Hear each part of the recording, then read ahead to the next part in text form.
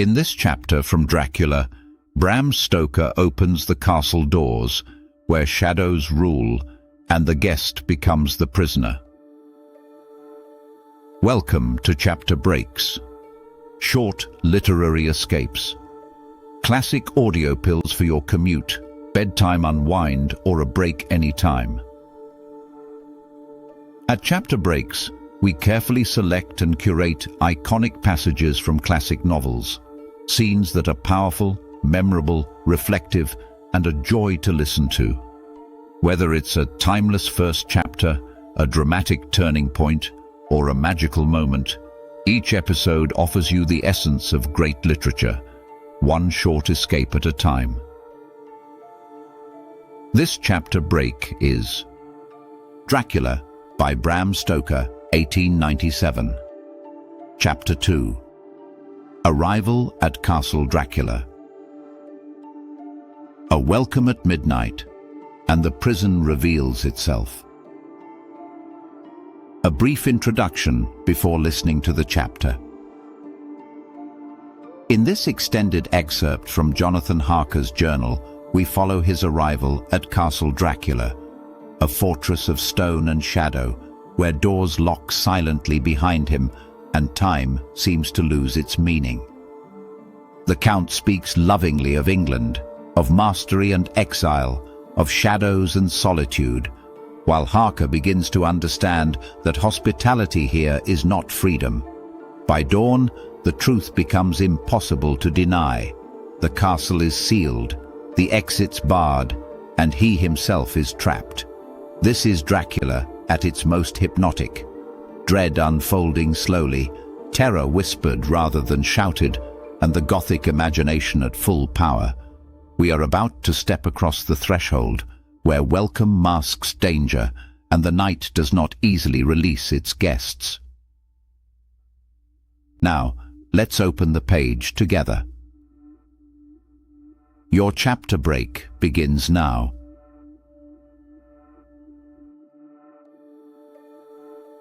Chapter 2. Jonathan Harker's Journal, continued. 5 May. Welcome to my house.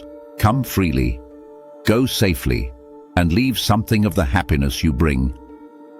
The strength of the handshake was so much akin to that which I had noticed in the driver, whose face I had not seen, that for a moment I doubted if it were not the same person to whom I was speaking. So to make sure, I said interrogatively, "Count Dracula." He bowed in a courtly way as he replied, "I am Dracula, and I bid you welcome, Mr. Harker, to my house. Come in, the night air is chill, and you must need to eat and rest." As he was speaking, he put the lamp on a bracket on the wall, and stepping out, took my luggage. He had carried it in before I could forestall him. I protested, but he insisted.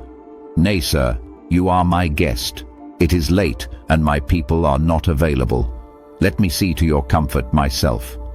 He insisted on carrying my traps along the passage, and then up a great winding stair, and along another great passage on whose stone floor our steps rang heavily. At the end of this, he threw open a heavy door, and I rejoiced to see within a well-lit room in which a table was spread for supper, and on whose mighty hearth a great fire of logs, freshly replenished, flamed and flared. The Count halted, putting down my bags, closed the door, and crossing the room, opened another door, which led into a small octagonal room lit by a single lamp, and seemingly without a window of any sort. Passing through this, he opened another door, and motioned me to enter. It was a welcome sight, for here was a great bedroom well lighted and warmed with another log fire, also added to but lately, for the top logs were fresh, which sent a hollow roar up the wide chimney. The Count himself left my luggage inside and withdrew, saying before he closed the door, "You will need, after your journey, to refresh yourself by making your toilet. I trust you will find all you wish. When you are ready, come into the other room, where you will find your supper prepared." The light and warmth and the Count's courteous welcome seemed to have dissipated all my doubts and fears. Having then reached my normal state, I discovered that I was half famished with hunger, so making a hasty toilet, I went into the other room. I found supper already laid out. My host, who stood on one side of the great fireplace, leaning against the stonework, made a graceful wave of his hand to the table and said, "I pray you, be seated and sup how you please. You will, I trust, excuse me that I do not join you, but I have dined already, and I do not sup." I handed to him the sealed letter which Mr. Hawkins had entrusted to me. He opened it and read it gravely. Then, with a charming smile, he handed it to me to read. One passage of it, at least, gave me a thrill of pleasure. "I must regret that an attack of gout, from which malady I am a constant sufferer, forbids absolutely any travelling on my part for some time to come. But I am happy to say I can send a sufficient substitute, one in whom I have every possible confidence. He is a young man, full of energy and talent in his own way, and of a very faithful disposition. He is discreet and silent, and has grown into manhood in my service.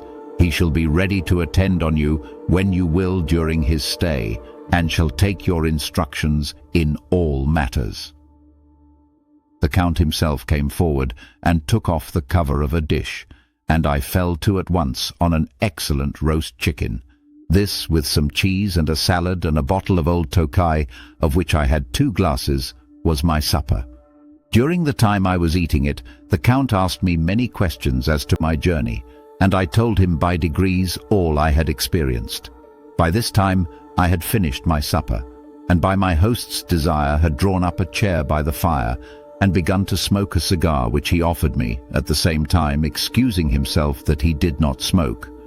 I had now an opportunity of observing him, and found him of a very marked physiognomy. His face was a very strong aquiline, with high bridge of the thin nose and peculiarly arched nostrils, with lofty domed forehead and hair growing scantily round the temples, but profusely elsewhere. For the rest, his ears were pale, and at the tops extremely pointed. The chin was broad and strong, and the cheeks firm, though thin. The general effect was one of extraordinary pallor. Hitherto I had noticed the backs of his hands as they lay on his knees in the firelight, and they had seemed rather white and fine. But seeing them now close to me, I could not but notice that they were rather coarse, broad, with squat fingers.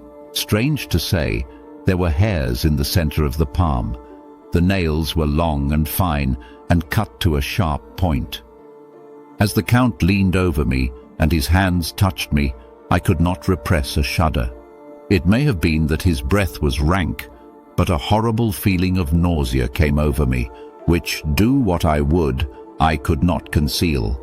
The Count's eyes gleamed, and he said, "Listen to them, the children of the night.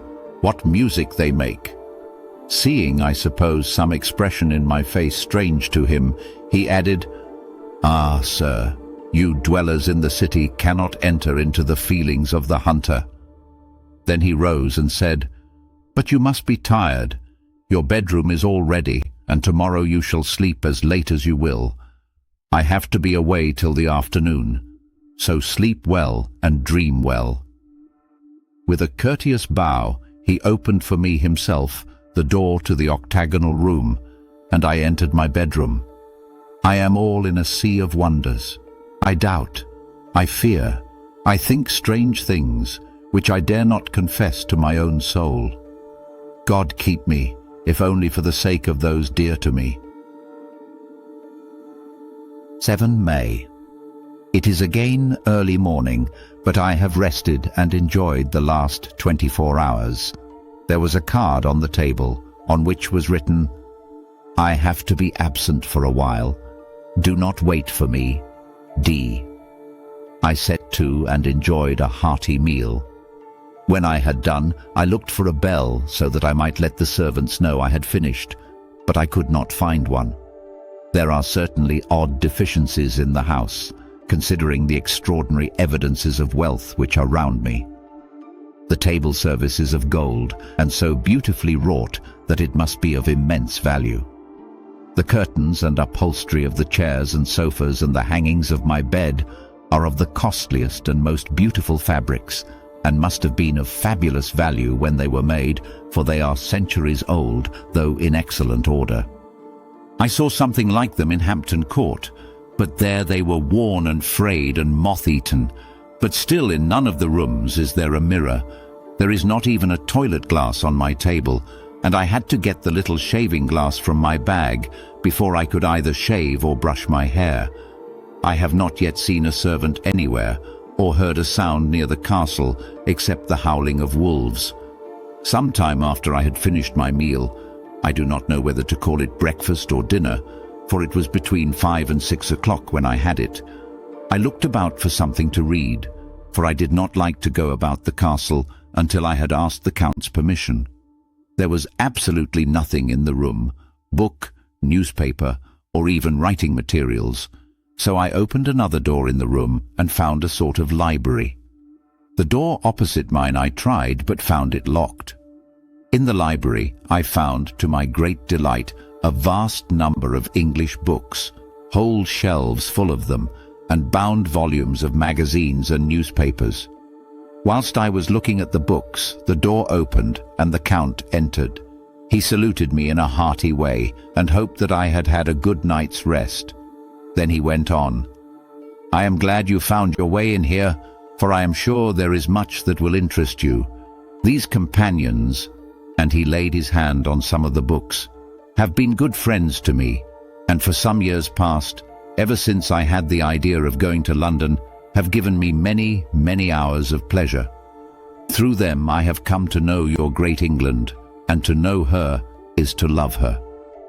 I long to go through the crowded streets of your mighty London, to be in the midst of the whirl and rush of humanity, to share its life, its change, its death, and all that makes it what it is.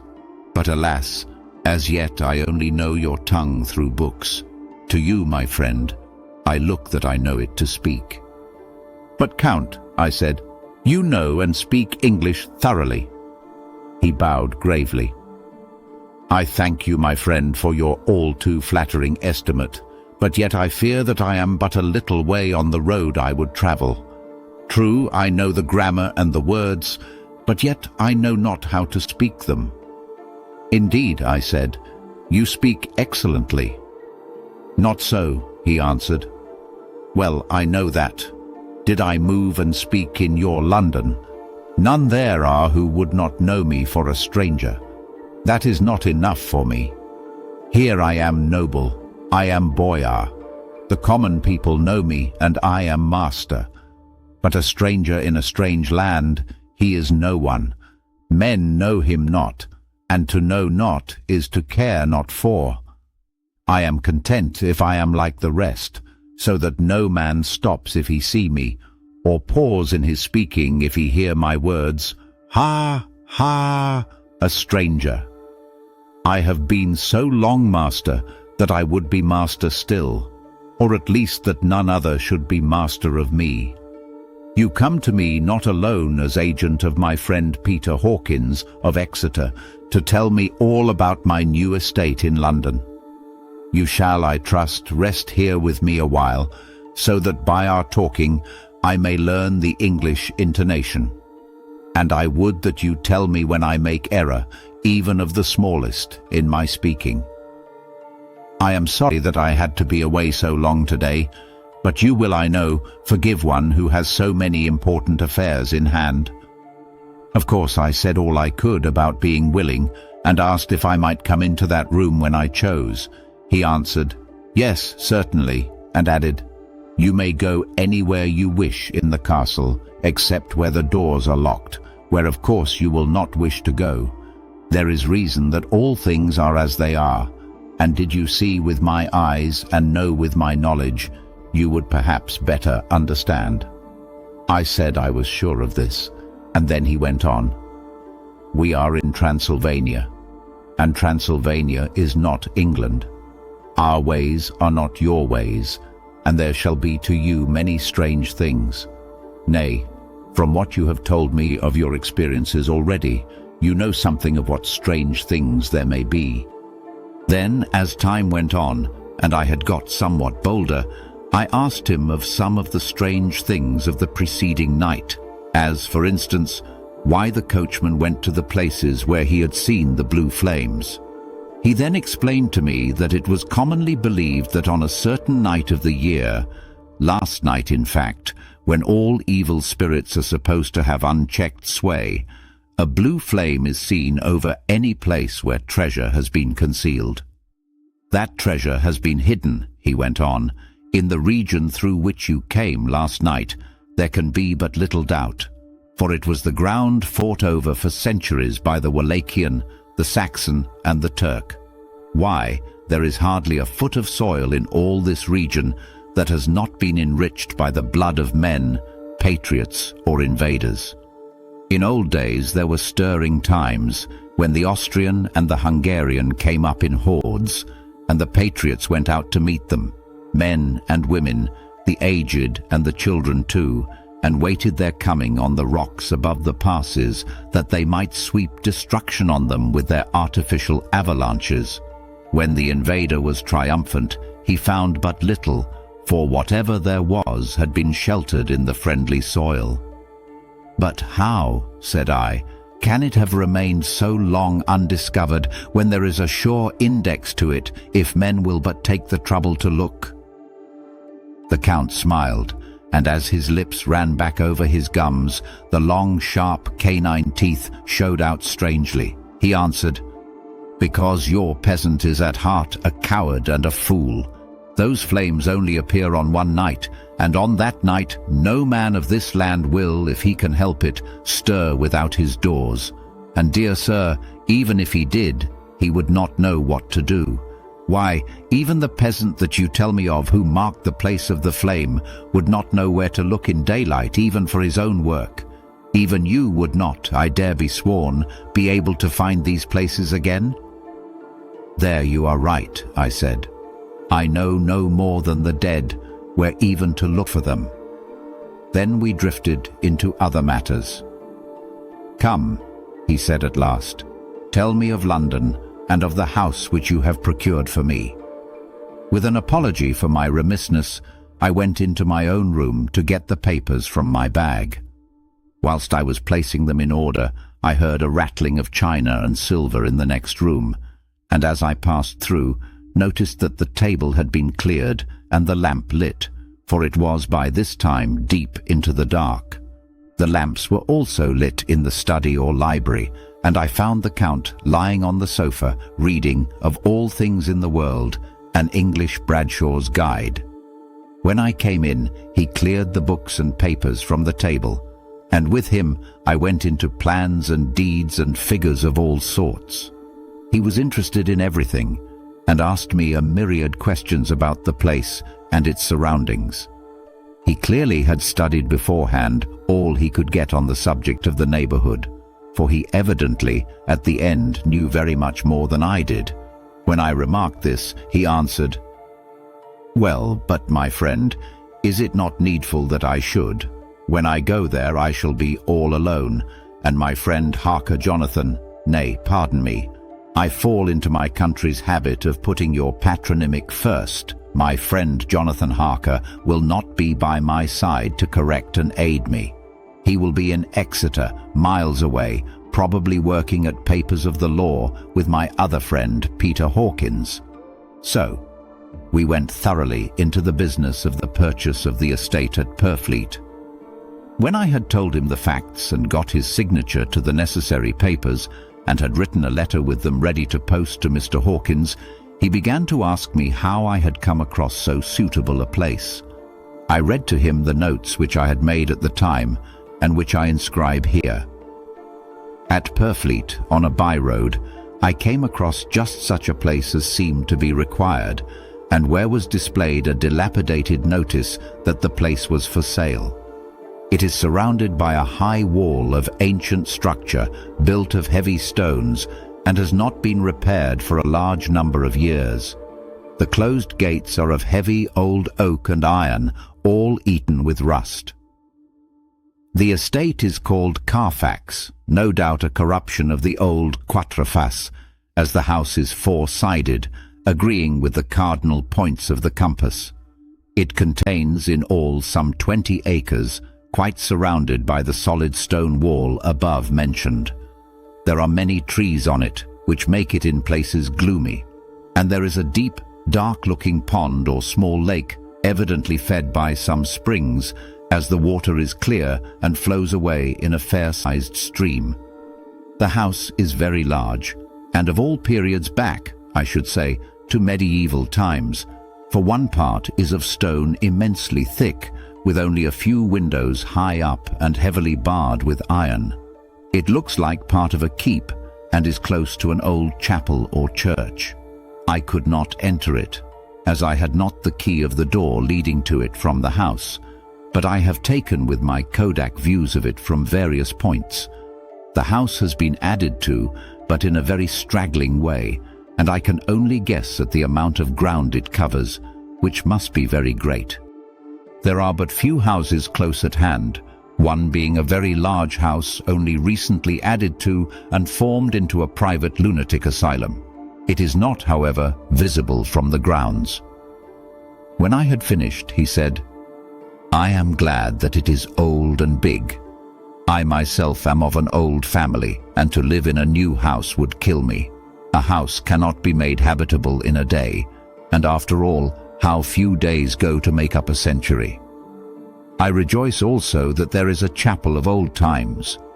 We Transylvanian nobles love not to think that our bones may lie amongst the common dead. I seek not gaiety nor mirth, not the bright voluptuousness of much sunshine and sparkling waters which please the young and gay. I am no longer young, and my heart, through weary years of mourning over the dead, is not attuned to mirth. Moreover, the walls of my castle are broken, the shadows are many, and the wind breathes cold through the broken battlements and casements. I love the shade and the shadow, and would be alone with my thoughts when I may." Somehow his words and his look did not seem to accord, or else it was that his cast of face made his smile look malignant and saturnine. Presently, with an excuse, he left me, asking me to put all my papers together. It was the better part of an hour when the Count returned. "Aha," he said. "Still at your books? Good. But you must not work always. Come, I am informed that your supper is ready."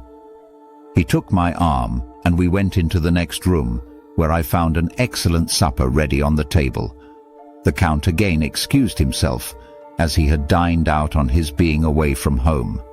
But he sat as on the previous night, and chatted whilst I ate.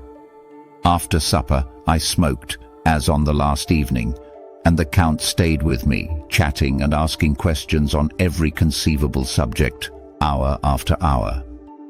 All at once we heard the crow of a cock coming up with preternatural shrillness through the clear morning air. Count Dracula, jumping to his feet, said, "Why, there is the morning again. How remiss I am to let you stay up so long. You must make your conversation regarding my dear new country of England less interesting, so that I may not forget how time flies by us."